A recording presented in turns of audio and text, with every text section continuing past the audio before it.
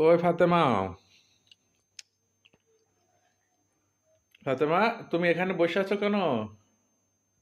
ফাতেমা, তুমি এখানে এভাবে বসে আছো কেন একা একা? আমি খারাপ। তোমার মন খারাপ? হ্যাঁ, কেন মন খারাপ কেন মা? বলো তো কি হয়েছে তোমার? তোমাকে উম, তোমাকে তোমাকে একদম আপেল দিলে না। আমি তোমাকে আপেল দিইনি? না। তুমি আপেল খাবা? হ্যাঁ। এর জন্য তোমার মন খারাপ? হ্যাঁ। তো তুমি আমাকে বলবা না যে আব্বু আমি আপেল খাবো? আব্বু আব্বু আপেল খাবো। আপেল খাবা? হ্যাঁ। ও আচ্ছা, ঠিক আছে, আসো আমি তোমাকে আপেল দিচ্ছি।